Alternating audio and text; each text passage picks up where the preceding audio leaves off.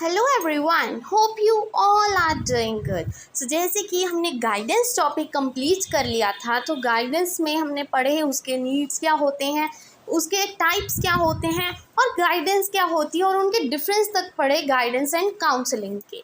I hope उन videos में आपको इतना तो क्लियर हो गया होगा कि गाइडेंस क्या होती है और काउंसलिंग क्या होती है। ठीक है जी। जो गाइडेंस होती है वो देखिए हम एक टाइम पे बहुत सबको दे सकते हैं, मतलब ग्रुप गाइडेंस की बात भी आएगी इसमें। ठीक है, कि एक टीचर है, सभी बच्चों को जिनका सिमिलर इंटरेस्ट है उनको एक ही टाइम पे गाइडेंस दी जा सकती है। बट जो काउंसलिंग होती है ना, वो हमेशा 1-to-1 होती है, means face to face interaction होती है एक काउंसलर और एक काउंसली के बीच। ठीक है जी। वहाँ पे जैसे आपको फॉर एग्ज़ाम्पल कोई बच्चा है, ठीक है, उनको कोई मेंटल डिसेबिलिटी है, कोई प्रॉब्लम है, ठीक है, तो वो क्या करेगा, काउंसलर के पास जाएगा अपनी प्रॉब्लम का सल्यूशन ढूंढने के लिए। वो होती है काउंसलिंग, और ये एक अच्छे इन्वायरमेंट में की जाती है। देखो गाइडेंस जो है वो आप किसी भी पर्टिकुलर इन्वायरमेंट में ले सकते हो, गाइडेंस उसका कोई चक्कर नहीं है। बट जो काउंसलिंग होती है, काउंसलिंग में आपको शांत इन्वायरमेंट चाहिए ताकि आप सामने वाले को, जो काउंसलर है, उसको अपनी बात अच्छे से समझा सको और वो आपकी प्रॉब्लम का सल्यूशन दे। ठीक है, तो स्टार्ट करते हैं अभी काउंसलिंग क्या होती है।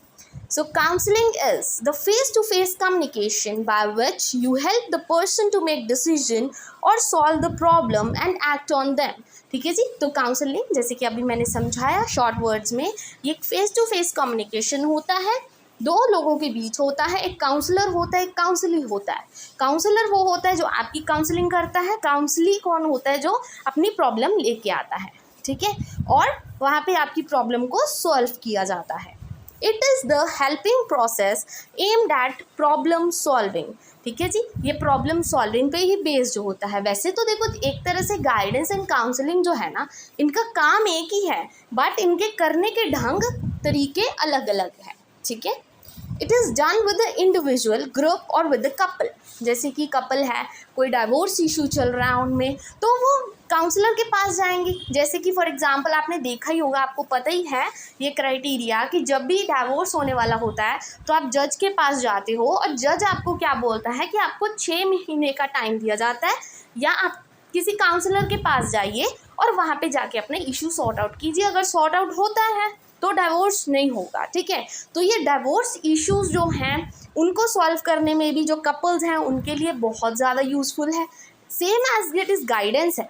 ठीक है, गाइडेंस भी सेम ही है, वो भी हमारे पर्सनल प्रॉब्लम्स को सॉल्व करता है, बट वो रैंडमली हम किसी से भी गाइडेंस ले सकते हैं। बट जो काउंसलिंग है वो काउंसलर ही कर सकता है, और गाइडेंस के लिए तो कोई भी रैंडम पर्सन उठा लो, बट जो काउंसलिंग होती है ना, वो एक अच्छा जो प्रोफेशनल होता है सिर्फ वही कर सकता है। अच्छा प्रोफेशनल काउंसलर चाहिए उसके लिए। गाइडेंस तो कोई भी दे देगा, बट काउंसलिंग करने के लिए एक परफेक्ट प्रोफेशनल चाहिए।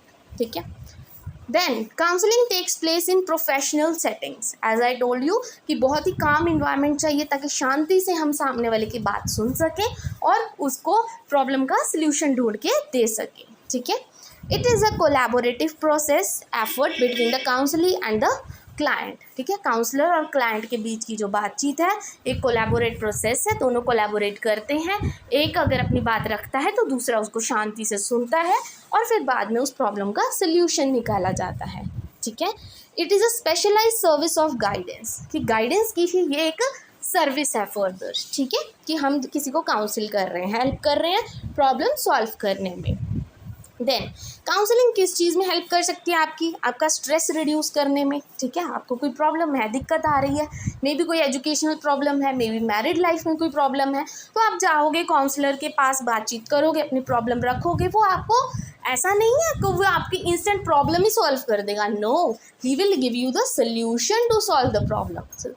सॉल्व आपको ही करनी है, वो सिर्फ आपको सोल्यूशन दे सकता है। ठीक है, then to reduce the anxiety and to solve the problems. ठीक है जी।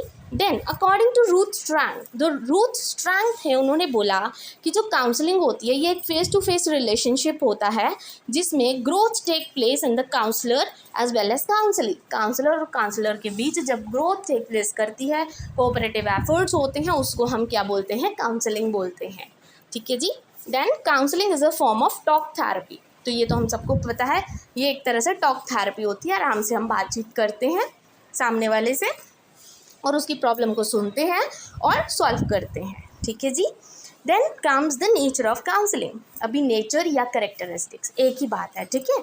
तो नेचर ऑफ काउंसलिंग क्या होती है? तो काउंसलिंग में देखिए फेस टू फेस रिलेशनशिप होता है काउंसलर और काउंसली के बीच। Then individual 1-to-1 helping relationship है, एज इट इज़। जैसे मैंने आपको बताया कि एक काउंसलर और काउंसली के बीच जो इंटरेक्शन होती है फेस टू फेस रिलेशनशिप होता है, ठीक है। Then confidential and private personal meeting. Yes, जो गाइडेंस होती है वो कभी भी कॉन्फिडेंशियल नहीं होती, बट जो काउंसलिंग होती है वो हमेशा कॉन्फिडेंशियल रहती है। कॉन्फिडेंशियल मतलब कि जैसे मैं एक काउंसलर हूँ, ठीक है, आप मेरे पास काउंसलिंग के लिए आए, तो जो आप मुझे बताओगे मैं आगे जाके 4 लोगों को नहीं बताऊँगी, ठीक है। मैं सिर्फ वो चीज़ अपने तक रखूँगी क्योंकि आपने वो प्रॉब्लम मुझे बताई है। मैं एज अ काउंसलर उस प्रॉब्लम का सल्यूशन ढूंढूंगी, बट मैं जाके 4 लोगों को वो आंटियों की तरह नहीं बताऊंगी, ठीक है।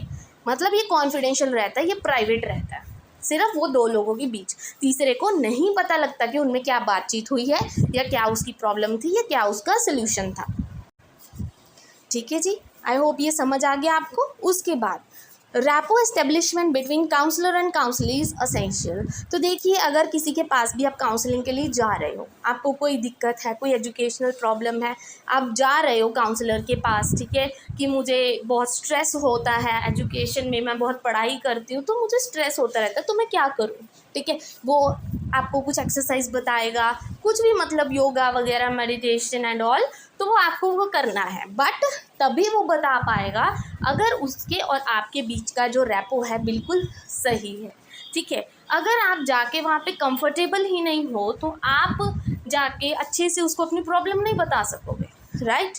तो the first thing is that you need to be comfortable there. और ये डिलिमिटेशन आ जाती है काउंसलिंग की। डिसएडवांटेज यही है सबसे पहला तो, कि अगर कई बार क्या होता है कि आप काउंसलिंग के लिए जा रहे हो, अगर आप कंफर्टेबल नहीं हो वहाँ पे, अपनी प्रॉब्लम शेयर नहीं कर पा रहे किसी से, तो ये तो एक डिसएडवांटेज हो गया ना, तो फिर काउंसलिंग का कोई काम ही नहीं रहा, तो ये एक डिसएडवांटेज है, ठीक है, लिमिटेशन हो गई। देन मेन फोकस क्या है काउंसलिंग का? इंडिविजुअल की ग्रोथ की तरफ, एडजस्टमेंट में हेल्प करे, उसकी प्रॉब्लम सॉल्विंग में हेल्प करना और डिसीजन मेकिंग नीड्स को फुलफिल करना, ठीक है जी। आई होप आपको नेचर ऑफ काउंसलिंग भी अच्छे से समझ आ गया। Then comes the topic that is aims of counselling. Counselling क्यों करते हैं हम, क्या ज़रूरत है काउंसलिंग करने की, ठीक है। काम तो गाइडेंस से भी चल जाएगा, बट हम काउंसलिंग क्यों करते हैं, ठीक है।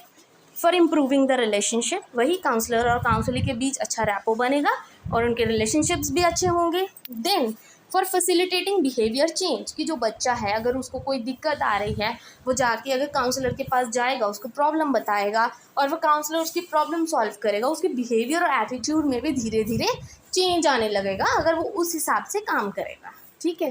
Then promote the decision making, कि मतलब एक तरह से एक और हेल्प हो जाती है काउंसलर की तरफ से कि वो आपको सोल्यूशन बता देता है आपकी प्रॉब्लम का। करना तो चाहे आपको खुद को है, बट वो आपको क्या है, हेल्प करेगा डिसीजन मेकिंग में, अच्छा डिसीजन गेन करने में, ठीक है, अच्छा डिसीजन आप ले पाओगे। फॉर एग्जाम्पल कि आपने बाहर जाना है, ठीक है, आउट ऑफ कंट्री जाना है, आईलेट्स वगैरह करनी है, but for that you need to know कि एक्चुअल में क्या आपका इंटरेस्ट है, या सिर्फ आप पेरेंट्स की वजह से जा रहे हो, ज़बरदस्ती जा रहे हो और आप कंफ्यूज हो उस चीज़ को लेकर, मैं क्या करूं, जाना तो नहीं चाहती बट मैं क्या करूं। तो एक काउंसलर के पास जाओगे, आपकी वो हेल्प करेगा, आपका सारा पिछला जो है केस स्टडी करेगा कि हाँ आपको जाना चाहिए, आपका इंटरेस्ट है, कुछ हो सकता है, वो आपकी हेल्प करेगा डिसीजन लेने में, ठीक है। तो थोड़ा सा मतलब हेल्प हो जाती है एक तरह से। देन आपका स्ट्रेस भी कम होगा उस चीज़ से। Then assist the students in planning for educational choices. तो जैसे मैंने अभी बताया कि जैसे 10th के बाद कई बच्चों को बहुत कन्फ्यूजन होती है, +1 में +2 में क्या रखें हम, +1 में मेडिकल रखें, non medical, arts, commerce, they are confused. तो हम क्या करेंगे, एज अ काउंसलर उस बच्चे को असिस्ट करेंगे।